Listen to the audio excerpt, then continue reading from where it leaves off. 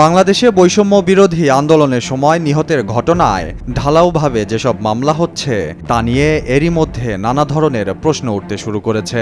আওয়ামী লীগ সরকারের আমলে গত ১৫ বছরে যেভাবে ঢালাওভাবে বিভিন্ন মামলায় বিএনপির নেতাকর্মী ও বিরোধী দলের নেতাকর্মীদের আসামি করা হয়েছে, সেই চর্চা এখনও চলছে বলে এ ধরনের প্রশ্ন তুলছেন আইনজীবী ও বিভিন্ন মানবাধিকার কর্মীরা। সরকার বিরোধী আন্দোলনে মৃত্যুর সংখ্যা জাতিসংঘের হিসাব অনুযায়ী অন্তত ৬৫০ জন। যদিও ওই সময় আহত হয়ে হাসপাতালে চিকিৎসাধীন থাকা অবস্থায় মৃত্যুর সংখ্যা এখনও বেড়ে চলেছে। কোটা আন্দোলন ও সরকার পতনের আন্দোলনকে ঘিরে জুলাই আগস্ট মাসে যেসব মৃত্যুর ঘটনা ঘটেছে তাকে জুলাই গণহত্যা নামে অভিহিত করেছে অন্তর্বর্তীকালীন সরকার। কিন্তু এসব মৃত্যুর ঘটনায় যেসব হত্যা মামলা দেখানো হচ্ছে সেগুলোর এজাহারের ধরন প্রায় একই রকমের।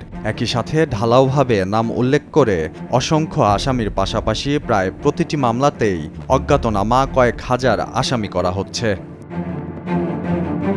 ফলে এসব মামলা প্রমাণ করে কতটা বিচার নিশ্চিত করা যাবে তা নিয়ে সন্দেহ রয়েছে আইনজীবী ও মানবাধিকার কর্মীদের।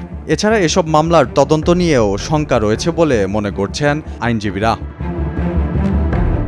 জুলাই শুরুতে বৈষম্য বিরোধী ছাত্র আন্দোলন যখন তুঙ্গে, ওই সময় নিহতের বেশ কিছু ঘটনায় থানায় মামলা করা হয়। ৫ আগস্ট শেখ হাসিনার পতনের আগে থানায় অন্তত ৩৪টি মামলা দায়ের করা হয়েছে। জুলাই মাসে বিভিন্ন সময়ে থানায় যেসব মামলা করা হয়েছে সবগুলোর এজাহারেই কোটা বিরোধী অজ্ঞাতনামা আন্দোলনকারী, জামাত, শিবির এবং বিএনপির কর্মীদের আসামি করা হয়েছিল, যেগুলোর অধিকাংশ মামলাই ছিল ভিত্তিহীন।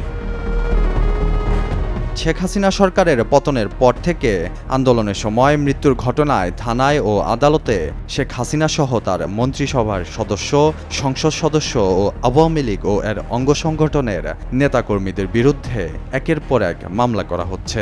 এসব হত্যা মামলায় ঢালাওভাবে অনেককে আসামিও করা হচ্ছে। নাম উল্লেখ করা ছাড়াও এসব মামলায় অজ্ঞাতনামা কয়েকশো জনকে আসামি করা হচ্ছে। এর আগে আওয়ামী লীগ সরকারের আমলে এভাবে ঢালাওভাবে বিভিন্ন মামলায় বিএনপির নেতাকর্মী ও বিরোধী দলের নেতাকর্মীদের আসামি করার নজির রয়েছে। পুলিশের যোগ্যতা এবং দক্ষতা নিয়েও প্রশ্ন তোলেন আইনজীবীরা।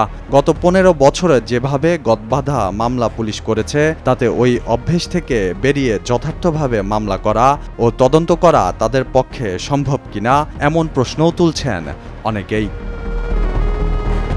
মাহদি হাসান, কালের কণ্ঠ।